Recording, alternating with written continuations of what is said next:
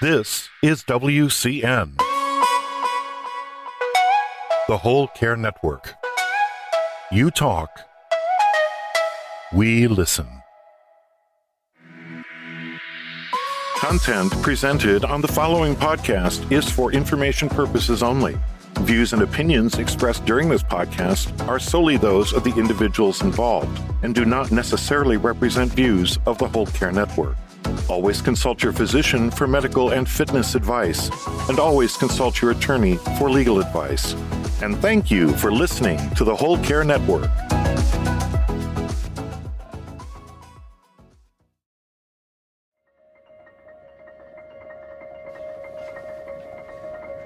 Have you ever met anybody that has caregiving on their bucket list of things to do in life?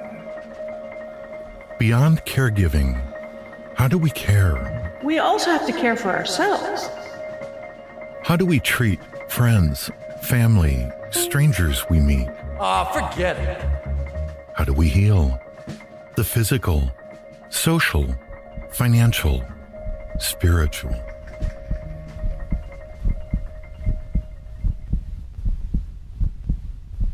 Hello.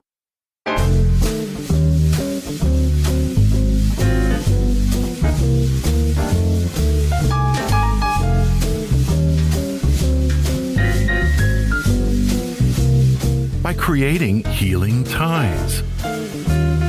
Tying it all together like a bow tie. With your host, Christopher McClellan, the bow tie guy. Well, greetings, everyone. It is Christopher McClellan, the bow tie guy, and welcome to another episode of Healing Ties featured on the Whole Care Network. Now, as you know, on the Whole Care Network, we are all about story sharing because we believe that it's through story sharing where diversity meets the road to collaborate on a common cause. And our common cause is supporting caregivers before, during, and after caregiving ends. And as you know, we're celebrating National Family Caregivers Month with the reboot of the popular Healing Ties podcast. Well, obviously, I think it's popular, but I hope you do too, with our 30 podcast in 30 days to celebrate National Family Caregivers Month. And more importantly, the soft launch of our new Whole Care Network website.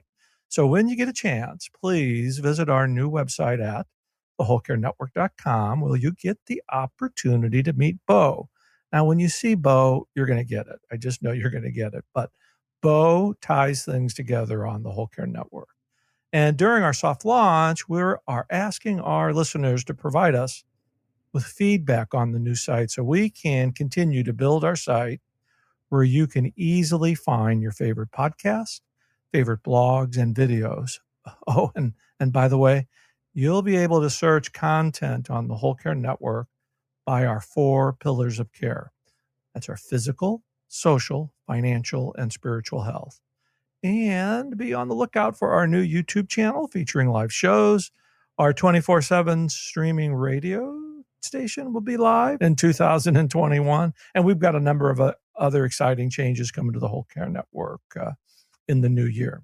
I'm also looking forward to receiving your feedback on the new site at wecare@wholecarenetwork.com. Now, that really is enough from me. My guest today on this episode of Healing Ties is Katherine Wells. And Katherine is a startup entrepreneur in the senior care space and a co-podcaster who is challenging the status quo in today's senior care system. She has 27 years as an executive in the software industry, ranging from startups to global corporations. Katherine brings her unique blend of corporate and entrepreneurial background together with her drive to impact the lives of our older adults. And over the last 10 years, Katherine has directly experienced the communication breakdown between senior living facilities, providers, and families, and is on a mission to solve it. Katherine, it is great to reconnect with you and have you on Healing Ties today. Thanks for joining me.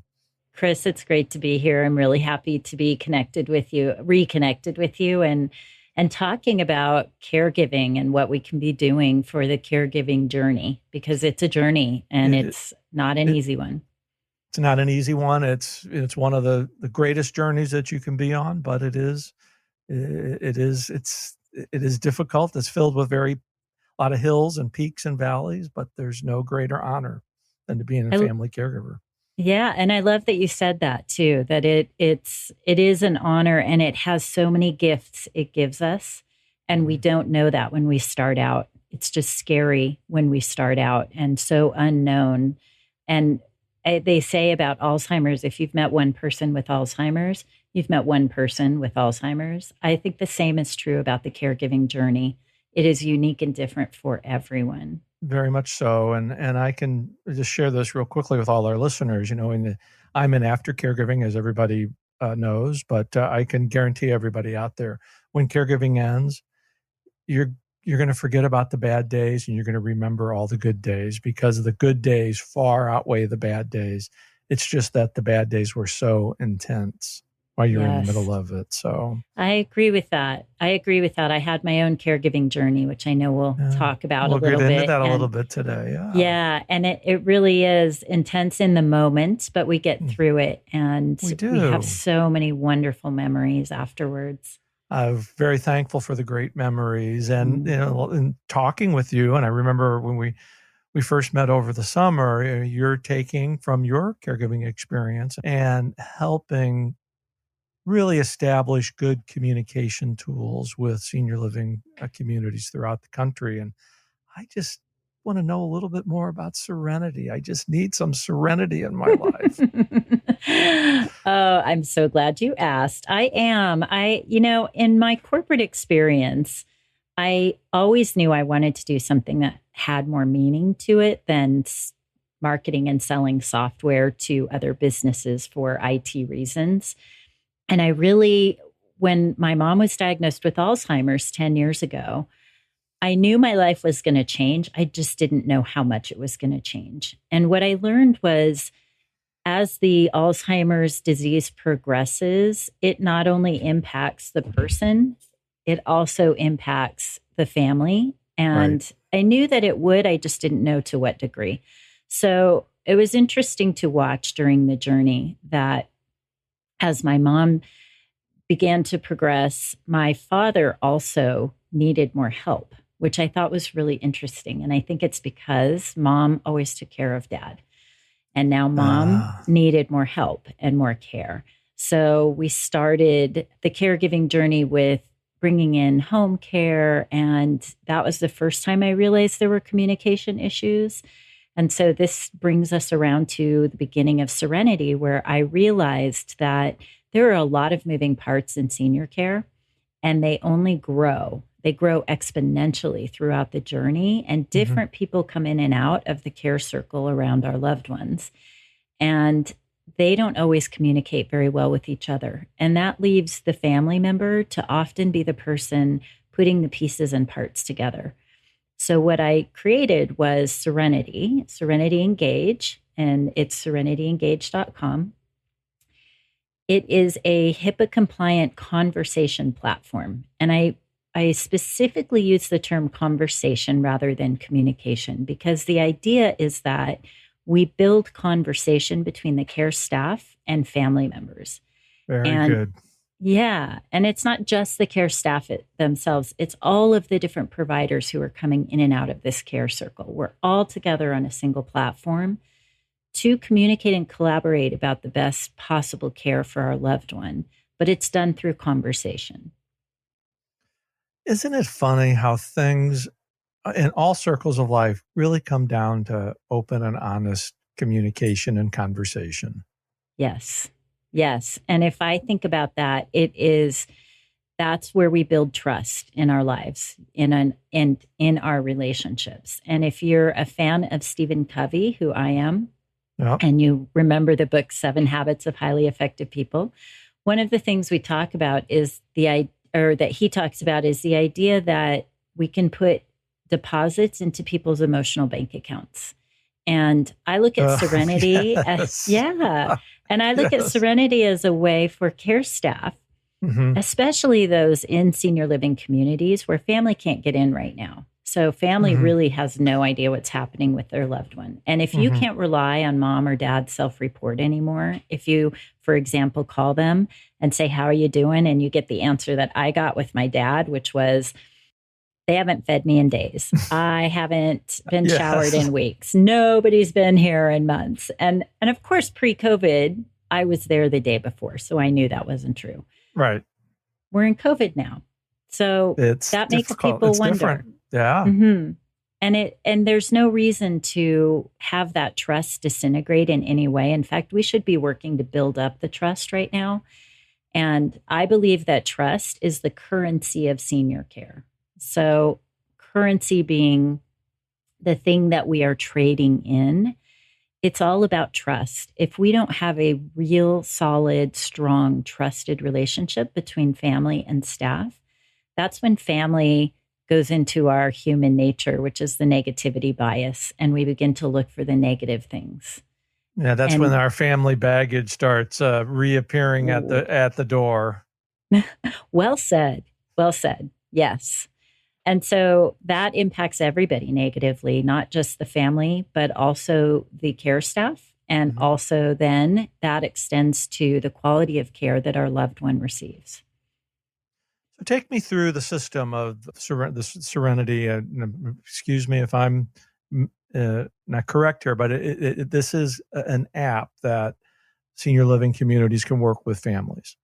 It sure is. It is a mobile app, and we will have a browser version shortly. But currently today, it is a mobile app, and it is HIPAA compliant. And the Mhm. way that it works is we have a communication channel for each resident or patient. We have hospice providers who also use us in home Okay. health. So whatever your terminology is, whether it's resident or patient, we have one channel for that person that is being cared for. And then everyone in the care circle surrounding that person is in that channel communicating. Ah, very good. Yes. So And people can that information is being filtered out to everybody in the care circle, so that everybody knows the same story. yeah, everybody's on the same page and they have the right information at the right time. And it's asynchronous. So it's very much like text messaging, where if you text somebody, you know that you have sent that to them and they'll read it when they can. That's asynchronous communication. What you and I are doing live, this is synchronous communication. If I Very say good. something, I expect you to respond right now. I better are like I'm not paying attention. So. I know you're asleep at the wheel over I'm there. asleep, and you would know because I'm like sitting right in front of the camera. I with know. You, so. I would see your mustache and your beard kind of going with the snoring, right? So with asynchronous communication, it's the way the world works today. It just is. If you want to communicate with your bank, many people just hop on the app, send a message, a secure message, and they know they'll get a response when they get a response. But it will be within a period of time, usually a day or two. And that's what we're setting up here. We're giving family direct access to the care team, the care staff. And what we're finding when we do that is that everything changes. The quality of care for our loved ones increases exponentially. The family members are more relaxed, they're happier, they're more satisfied with the care. And I'm a marketing person, so the idea of perceived value is very important. Perceived quality of care is equally as important. If a family member feels like the care is not good, they're going to run around and tell 20 people how bad you are and don't ever move your loved one in, right? Exactly. And there's no way to controvert that. No, because you're dealing with somebody's emotions. But if a family member has access to the care team and they know they can communicate and just send a message, for example, just a short message, how's my dad today? And they get a response back and maybe a photo of dad. And the response is, your dad had a rough morning, but he's doing great today. And he's reading his favorite mystery novel. That changes everything. Now that family member is going to tell everyone who asks them, that this is a great community. And so their perceived quality, you could be doing exactly the same things, but the perception by the family has just gone from really low to really high. And that's one of probably the biggest values right there. And you said something earlier that just connects to what you just described. And I actually had to write it down because I don't want your emotional bank account. Yes.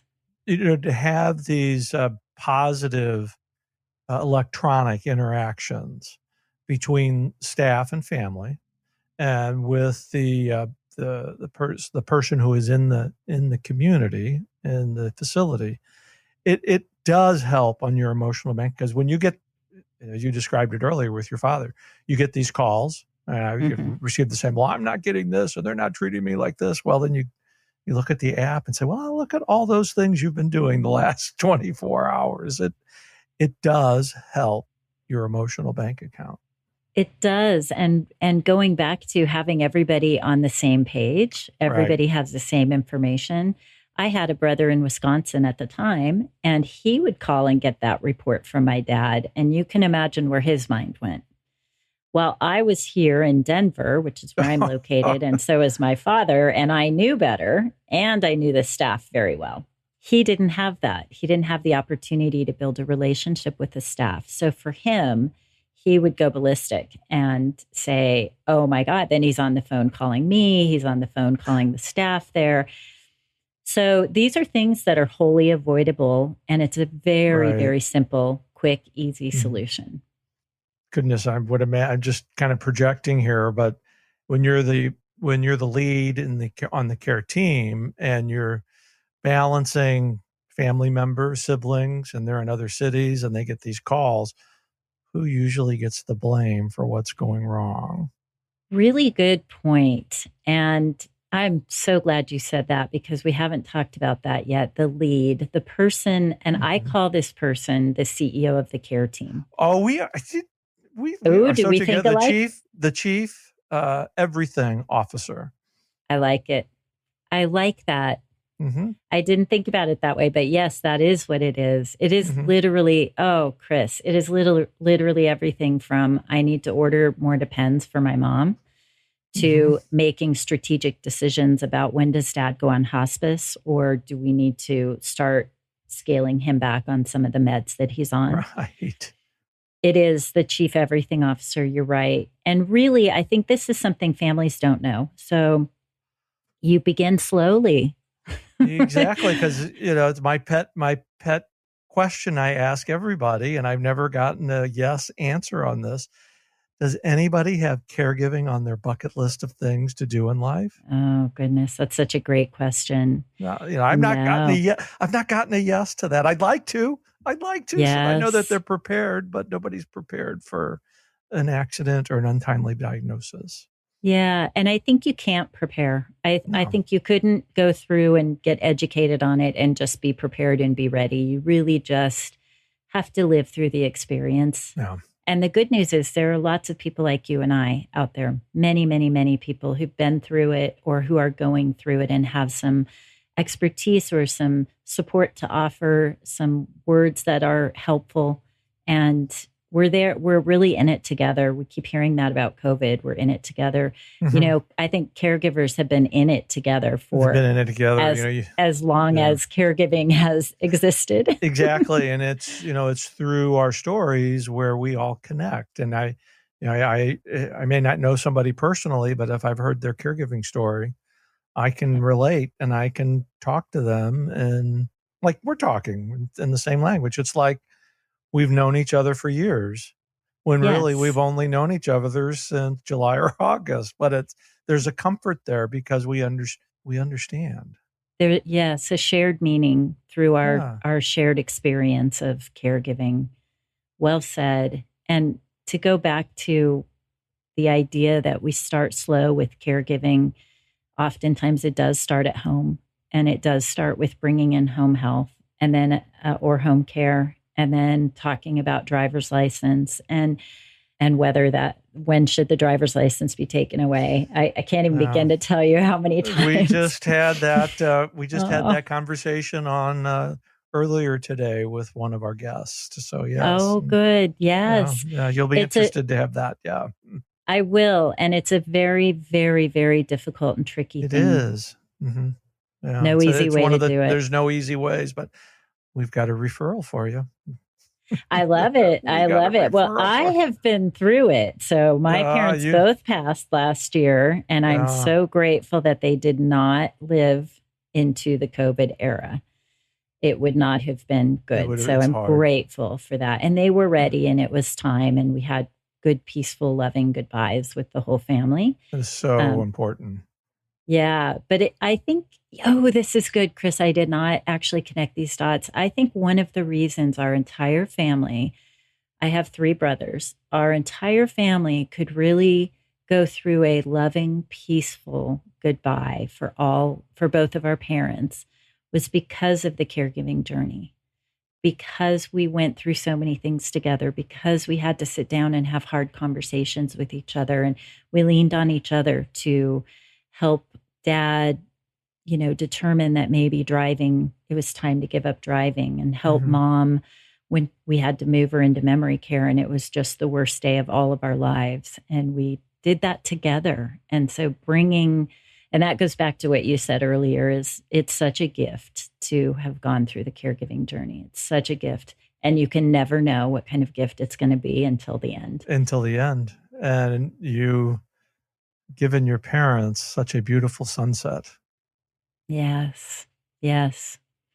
Yeah. And I think I've had people say, well, Kathy, I am writing a book, but they say, Kathy, why don't you write a book that's like, the pregnancy book where they walk you, what to expect when you're expecting, about the end of life. And my response is, you can't do that, because it truly is an individual journey. Yes, there are some things that are consistent through the process, right? But it is so different. You just can't put together that kind of a roadmap. It's a roadmap that we all end up traveling, and it takes a lot of different turns and peaks and valleys, but it's something that when we have that ability to talk openly about it with our loved ones, it makes it just a little bit easier to get through. Yeah, it does. And something that I think about a lot, because I'm in this industry and because I also podcast on topics like this, we all know that there are 3 major problems in senior care. And these are all pre-COVID. One of them is communication, which is the one I am solving with Serenity Engage. Another one is caregiver turnover. So the staff turnover.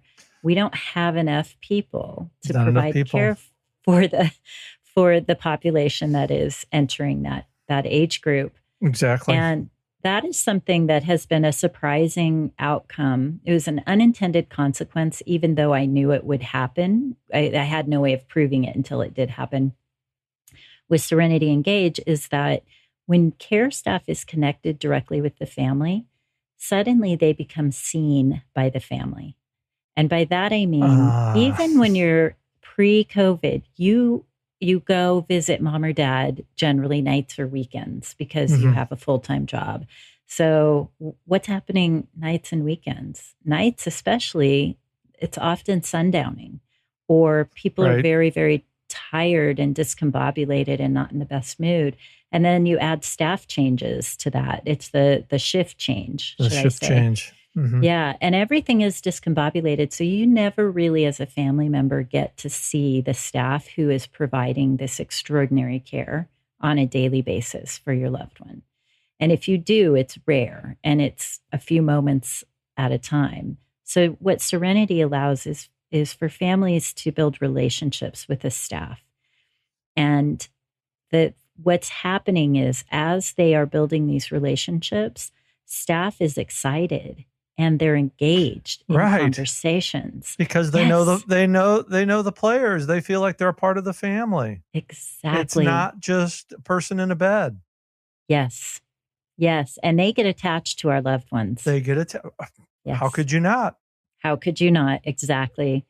So this does, it really, really brings them together. And we're seeing less turnover in staff and higher job satisfaction in caregivers who are using Serenity. You see, And it's you're adding to that emotional bank account again. Yes, every time, because that emotional bank account is what helps us when we have that inevitable, difficult conversation, because they come, they're there. It's going to happen as we age. So if you have a full emotional bank account, you have room, you have cushion to have those conversations and really be care partners. And if you don't have any room, you end up in conflict almost immediately. And that's when you need to be thinking about a different career. Yes. Well said. Oh goodness, Katherine, I could talk to you forever, but I could too. Let's take our break here. And all right. One of the features we're doing on our 30 and 30 podcast is I kind of put our guest on the spot. When we come back from the break, I want to know one fun fact about you that we haven't chatted about and that our listeners would be very interested in. So get your thinking cap on. You're listening to Healing Ties on the Whole Care Network. We'll be right back. Tomorrow on Healing Ties 2.0. What is the answer most caregivers, most people give when they're asked, how are you? They say, I'm fine. So I tell people, good. You want to tell people you're fine? Here's what FINE stands for. Frazzled, irritated, neurotic, and exhausted. Hi, this is Lauren Gelberg-Goff. I'm a psychotherapist and author, and most people know me for the group Take Back Your Life for caregivers. And I want you all to join me with Chris McClellan on Healing Ties. And I look forward to having you share your thoughts, your feelings, your questions as you listen and go through it so we can all heal and grow and take back our lives together. Join us tomorrow and every day in November for 30 shows in 30 days. Healing Ties 2.0. Available at thewholecarenetwork.com/Healing Ties and wherever you listen to your favorite podcasts.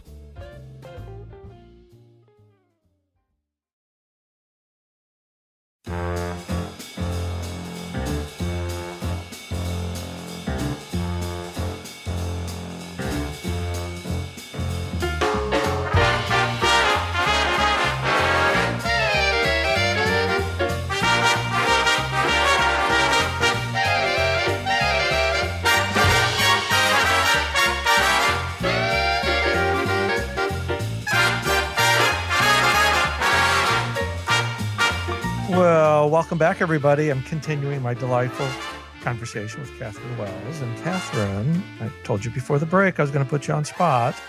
Mm-hmm. So what is the fun fact about Katherine Wells that everybody wants to know about? That everybody wants to know about. Everybody wants to know about.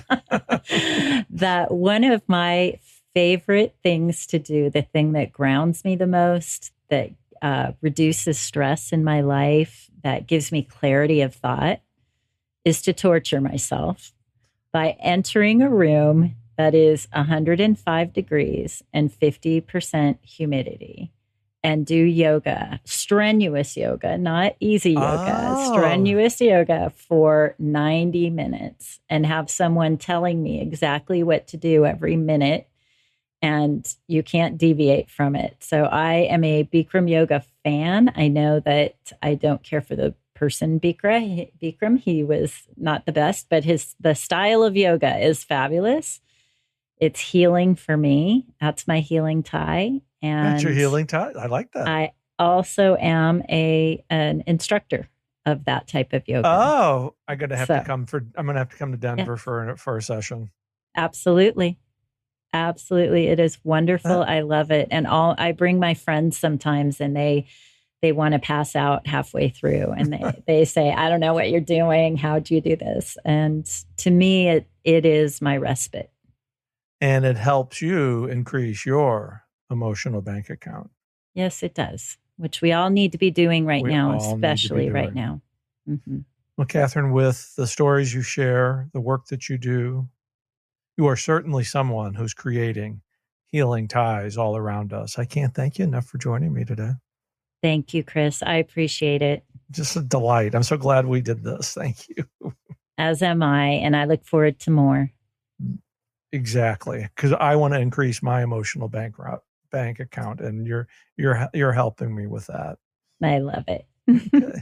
Well, goodness gracious, Saint Ignatius. I hate to end this episode of Healing Ties, but as you know, I'm your host, Christopher McClellan. You know me as the Bowtie Guy. I've created a life to love after caregiving ends by sharing stories, resources, and being with awesome people like Katherine Wells. Healing Ties is produced in the posh studios of Oddbox Production in downtown St. Louis, Missouri, and is part of the Whole Care Network. Check out our soft launch of our new Whole Care Network website and be sure to meet Bo. And don't forget to subscribe to Healing Ties wherever you listen to your favorite podcast. We'll see you for another episode of Healing Ties. Well, actually, tomorrow as we continue our 30 podcasts in 30 days to celebrate National Family Caregivers Month. Thanks for listening. Take care. Bye for now.